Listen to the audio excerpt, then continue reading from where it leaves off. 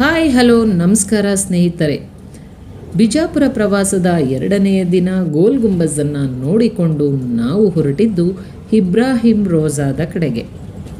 ಆಗ್ರಾ ಎಂದ ತಕ್ಷಣ ಎಲ್ಲರಿಗೆ ನೆನಪಾಗುವುದು ಪ್ರೇಮ ಸ್ಮಾರಕ ತಾಜ್ ಮಹಲ್. ಈ ತಾಜ್ ಮಹಲ್ ಪ್ರಪಂಚದ 7 ಅದ್ಭುತಗಳಲ್ಲಿ ಒಂದಾಗಿದ್ದು, ಇಂತಹ ಒಂದು ಅದ್ಭುತ ಸ್ಮಾರಕದ ನಿರ್ಮಾಣಕ್ಕೆ ಪ್ರೇರಣೆ ನೀಡಿದ್ದು ಯಾವ ಸ್ಮಾರಕ ಗೊತ್ತಾ?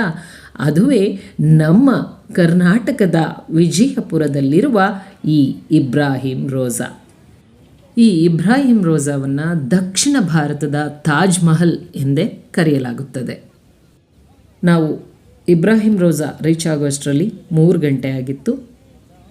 ಇಲ್ಲಿಗೆ ಎಂಟ್ರಿ ಟಿಕೆಟ್ ತೊಗೋಬೇಕಾಗತ್ತೆ. ಹೋಗಿ ಮೊದಲಿಗೆ ಟಿಕೆಟನ್ನು ತೊಗೊಂಡ್ವಿ. ಒಂದು ಟಿಕೆಟ್ 20 ರೂಪೀಸ್. ಇಬ್ರಾಹಿಂ ರೋಜಾಗೆ ಹೋಗ್ತಿದ್ದಾಗೆ ಮೊದಲಿಗೆ ನಾವು ವಿಶಾಲವಾದ ಒಂದು ಜಾಗದಲ್ಲಿ ಸುಂದರವಾದ ಹಸಿರಾದ ಉದ್ಯಾನವನವನ್ನು ನೋಡಬಹುದು. ಟಿಕೆಟನ್ನು ತೋರಿಸಿ ಒಳಗಡೆಗೆ ಹೋಗಬೇಕಾದ್ರೆ ಬ್ಯಾಗನ್ನು ಚೆಕ್ ಮಾಡ್ತಾರೆ. ಆ ಸಮಯದಲ್ಲಿ ಏನಾದರೂ ತಿಂಡಿ ಪದಾರ್ಥ ನಮ್ಮ ಬ್ಯಾಗಲ್ಲಿದ್ದರೆ ಅದನ್ನು ಒಳಗಡೆ ಬಿಡೋದಿಲ್ಲ. ಚಾಕ್ಲೇಟ್ ಬಿಸ್ಕೆಟನ್ನು ಕೂಡ ಬಿಡೋದಿಲ್ಲ. ಯಾಕಂದರೆ ನಾವು ಚಾಕ್ಲೇಟ್ ಬಿಸ್ಕೆಟನ್ನು ತಿಂದು ಪೇಪರನ್ನು ಎಲ್ಲಿ ಬೇಕಲ್ಲ ಹಾಕ್ತೀವಿ ಅನ್ನೋ ಕಾರಣದಿಂದ. ಆದ್ದರಿಂದ ನಾವು ಇಬ್ರಾಹಿಂ ರೋಜಾಗೆ ಭೇಟಿ ನೀಡುವಾಗ ಯಾವುದೇ ತಿಂಡಿಯನ್ನು ನಮ್ಮ ಜೊತೆಲಿ ತರದೇ ಇರೋದು ಒಳ್ಳೆಯದು. ಈ ಒಂದು ಇಬ್ರಾಹಿಂ ರೋಜಾ ಬಿಜಾಪುರದ ಸಿಟಿ ಬಸ್ ಸ್ಟಾಪಿಂದ 1 ಕಿಲೋಮೀಟರ್ ದೂರದಲ್ಲಿದೆ. ಗೋಲ್ ಗುಂಬಜ್ದಿಂದ ಇಲ್ಲಿಗೆ ನಾವು ಆಟೋದಲ್ಲಿ ಬಂದ್ವಿ. ಆಟೋದವರು 50 ರೂಪೀಸ್ ತೊಗೊಂಡ್ರು. ಬಿಜಾಪುರವನ್ನು ಆಳಿದ ಆದಿಲ್ ಶಾಗಳಲ್ಲೇ ಪ್ರಸಿದ್ಧವಾದ ಸುಲ್ತಾನ ಅಂದರೆ 2ನೇ ಇಬ್ರಾಹಿಂ ಆದಿಲ್ ಶಾ. ಈತ ಹಿಂದೂ ಮುಸಲ್ಮಾನರ ಭಾವೈಕ್ಯತೆಗಾಗಿ ಶ್ರಮಿಸಿದ ಧರ್ಮ ಸಹಿಷ್ಣುತೆಗೆ ಹೆಸರಾದ ಜಗದ್ಗುರು ಬಾದ್ಶಾ ಎಂದು ಪ್ರಖ್ಯಾತಿಯನ್ನು ಪಡೆದಿದ್ದ. ಇಬ್ರಾಹಿಂ ರೋಜಾದ ಒಳಗಡೆ ಹೋಗ್ತಿದ್ದಾಗೆ 2 ಸುಂದರವಾದ ಕಟ್ಟಡಗಳನ್ನು ನೋಡಬಹುದು. ಎಡಭಾಗದಲ್ಲಿ ಇರುವಂಥದ್ದು ಇಬ್ರಾಹಿಂ ಆದಿಲ್ ಶಾ ಮತ್ತು ಅವನ ಸಂಬಂಧಿಕರ ಗೋರಿಗಳಿರುವ ಒಂದು ಸ್ಮಾರಕ. ಬಲಭಾಗದಲ್ಲಿರುವಂಥದ್ದು ಪ್ರಾರ್ಥನಾ ಮಂದಿರ. ಪರ್ಷಿಯನ್ ಶೈಲಿಯಲ್ಲಿ ನಿರ್ಮಾಣಗೊಂಡಿರುವ ಈ ಸ್ಮಾರಕವು ಹಿಂದೂ ಮುಸ್ಲಿಂ ವಾಸ್ತುಶಿಲ್ಪದ ಸಂಯೋಜನೆಯನ್ನು ಒಳಗೊಂಡಿದೆ. ಇಬ್ರಾಹಿಂ ಆದಿಲ್ ಶಾ ತನ್ನ ಪ್ರೀತಿಯ ಮಡದಿ ತಾಜ್ ಸುಲ್ತಾನಳಿಗಾಗಿ ಇಬ್ರಾಹಿಂ ಸ್ಮಾರಕವನ್ನು ನಿರ್ಮಾಣ ಮಾಡಲು ಆಗಿನ ಕಾಲದ ಪ್ರಸಿದ್ಧ ವಾಸ್ತುಶಿಲ್ಪಿಯಾದ ಮಲ್ಲಿಕ್ ಸಂದಲ್ ಅವರಿಗೆ ಈ ಒಂದು ಸ್ಮಾರಕದ ನಿರ್ಮಾಣ ಕಾರ್ಯದ ಜವಾಬ್ದಾರಿಯನ್ನು ಹೊರಿಸುತ್ತಾನೆ.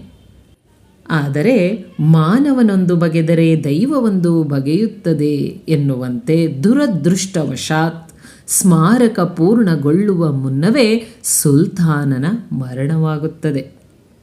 ನಂತರದಲ್ಲಿ ತಾಜ್ ಸುಲ್ತಾನಳು ತನ್ನ ಪತಿಯ ಮೇಲಿನ ಪ್ರೀತಿಯಿಂದ ತಾನೇ ಮುಂದೆ ನಿಂತು ಈ ಸ್ಮಾರಕದ ನಿರ್ಮಾಣ ಕಾರ್ಯವನ್ನು ಪೂರ್ಣಗೊಳಿಸುತ್ತಾಳೆ. ಈ ಸ್ಮಾರಕದಲ್ಲೇ 2ನೇ ಇಬ್ರಾಹಿಂ ಆದಿಲ್ ಶಾನ ಸಮಾಧಿ ಕೂಡ ಇದೆ. ಹೀಗೆ ತಾಜ್ ರೋಜಾ ಎಂದು ಕರೆಸಿಕೊಳ್ಳಬೇಕಾದಂತಹ ಈ ಒಂದು ಸ್ಮಾರಕ ತಾಜ್ ಇಬ್ರಾಹಿಂ ರೋಜಾ ಎಂದು ಪ್ರಸಿದ್ಧವಾಗಲು ಕಾರಣವಾಯಿತು. ಸೂಕ್ಷ್ಮ ಮತ್ತು ಕಲಾತ್ಮಕ ಕೆತ್ತನೆಗಳಿಂದ ಕೂಡಿರುವ ಈ 2 ಕಟ್ಟಡಗಳು ಸದೃಢ ಗಾರೆಯಿಂದ ಆಧಾರರಹಿತವಾಗಿ ಮೇಲ್ಛಾವಣಿ ಹೊಂದಿರುವ ವಾಸ್ತುಶಿಲ್ಪದ ಅಮೋಘ ಕಲ್ಪನೆಯ ರಚನೆಗಳಾಗಿವೆ.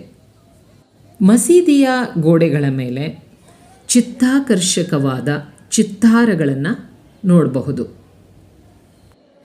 ಈ ಒಂದು ಇಬ್ರಾಹಿಂ ರೋಜಾ ಏನಾದರೂ ಅಮೃತ ಶಿಲೆಯಿಂದ ನಿರ್ಮಾಣವಾಗಿದ್ದರೆ ಇದೂ ಕೂಡ ಒಂದು ಅದ್ಭುತವಾದ ತಾಜ್ ಮಹಲ್ ಆಗ್ತಾ ಇತ್ತು. ಪ್ರಸಿದ್ಧ ಇತಿಹಾಸಕಾರ ಕಜಿನ್ಸ್ ಈ ಒಂದು ಕಟ್ಟಡವನ್ನು ನೋಡಿ ಇದನ್ನು ದಕ್ಷಿಣದ ತಾಜ್ ಮಹಲ್ ಅಂತ ಕರೆದನಂತೆ. ಅಲ್ಲದೆ ಇದನ್ನು ಕಪ್ಪು ತಾಜ್ ಮಹಲ್ ಅಂತ ಕೂಡ ಕರೆಯಲಾಗತ್ತೆ. ಮಸೀದಿಯ ಒಳಗಡೆಯಿಂದ ಅಂದರೆ ಪ್ರಾರ್ಥನಾ ಮಂದಿರದ ಒಳಗಡೆಯಿಂದ ನೋಡಿದರೆ ನೋಡಿ, ಎದುರುಗಡೆ ಇರುವಂತಹ ಆದಿಲ್ ಶಾನ ಸಮಾಧಿ ಇರುವಂತಹ ಸ್ಮಾರಕ ಎಷ್ಟು ಸುಂದರವಾಗಿ ಕಾಣಿಸುತ್ತೆ ಅಂತ. 2 ಕಟ್ಟಡಗಳ ಮಧ್ಯೆ ನೋಡಿ ಒಂದು ಸುಂದರವಾದ ಕೊಳ ಇದೆ. ಈ ಒಂದು ಸ್ಮಾರಕದ ಗೋಡೆಗಳ ಮೇಲೆ ಕುರಾನ್ನ ಪ್ರಮುಖ ಶ್ಲೋಕಗಳನ್ನು ಬರೆಯಲಾಗಿದೆ. ಈ ಒಂದು ಪ್ರಾರ್ಥನಾ ಮಂದಿರದ ಅಪೋಸಿಟಲ್ಲಿರುವಂತಹ ಈ ಒಂದು ಸ್ಮಾರಕದಲ್ಲಿ ಆದಿಲ್ ಶಾಹಿ ಮತ್ತು ಅವನ ಕುಟುಂಬಸ್ಥರ ಸಮಾಧಿಗಳನ್ನು ನೋಡಬಹುದು. ಈ ಒಂದು ಸ್ಮಾರಕದಿಂದ ಎದುರುಗಡೆ ಇರುವ ಪ್ರಾರ್ಥನಾ ಮಂದಿರದ ಒಂದು ಸೌಂದರ್ಯವನ್ನು ಕಣ್ತುಂಬಿಕೊಳ್ಬಹುದು. ನೋಡಿ ಎಷ್ಟು ಸುಂದರವಾಗಿ ಕಾಣಿಸ್ತಾ ಇದೆ. ನಿಜಕ್ಕೂ ಇದು ಕಪ್ಪು ತಾಜ್ ಮಹಲ್ಲೇ. ಈ ಸ್ಮಾರಕದ ಗೋಡೆಗಳ ಮೇಲೆ ಸುಂದರವಾದ ಚಿತ್ರಗಳನ್ನು ಕೆತ್ತಲಾಗಿದೆ. ಈ ಸ್ಮಾರಕವನ್ನು ನೋಡಿಕೊಂಡು ಹಾಗೆ ಆ ಸ್ಮಾರಕದ ಹಿಂಭಾಗಕ್ಕೆ ಬಂದರೆ ಅಲ್ಲೊಂದು ವಿಶಾಲವಾದ ಜಾಗ ಇದೆ. ಅಲ್ಲಿ ಸಣ್ಣ ಸಣ್ಣ ಕೊಠಡಿಗಳಿರೋದನ್ನು ನೋಡಬಹುದು. ಇಲ್ಲಿ ಒಂದು ನೆಲಮಾಳಿಗೆ ಇದ್ದು ಇದರ ಮೂಲಕವೇ ಗೋಲ್ ಗುಂಬಜ್, ಸಂಗೀತ್ ಮಹಲ್ ಮತ್ತು ತೊರವಿ ಬಳಿ ಇರುವ ನರಸಿಂಹ ದೇಗುಲಕ್ಕೆ ರಾಜ ಪರಿವಾರದವರು ಹೋಗ್ತಾ ಇದ್ರಂತೆ. ಇಬ್ರಾಹಿಂ ರೋಜಾವನ್ನು ನೋಡಿಕೊಂಡು ರೂಮಿಗೆ ಹೋಗಿ ಫ್ರೆಶ್ ಅಪ್ ಆಗಿ ರೂಮನ್ನು ವೆಕೇಟ್ ಮಾಡಿ ನಾವು ಹೊರಟಿದ್ದು ಬಾಗಲಕೋಟೆಯ ಕಡೆಗೆ. ನಾವು ಬಿಜಾಪುರದಿಂದ ಡೈರೆಕ್ಟಾಗಿ ಬಾದಾಮಿಗೆ ಹೋಗಬೇಕು ಅಂದ್ಕೊಂಡು ಬಿಜಾಪುರ ಬಸ್ ಸ್ಟಾಪ್ಗೆ ಬಂದು ಕೇಳಿದಾಗ ಅವರು ಹೇಳಿದ್ರು, ಬಿಜಾಪುರದಿಂದ ಬಾದಾಮಿಗೆ ಡೈರೆಕ್ಟ್ ಬಸ್ ಇರೋದು ಮಧ್ಯಾಹ್ನ 1:00 ಮಾತ್ರ, ಅದರ ನಂತರ ಬಸ್ ಇಲ್ಲ. ಈಗ ನೀವು ಬಾಗಲಕೋಟೆಗೆ ಹೋಗಿ ಅಲ್ಲಿಂದ ಬಾದಾಮಿಗೆ ಹೋಗಿ ಅಂತ ಹೇಳಿದ್ರು.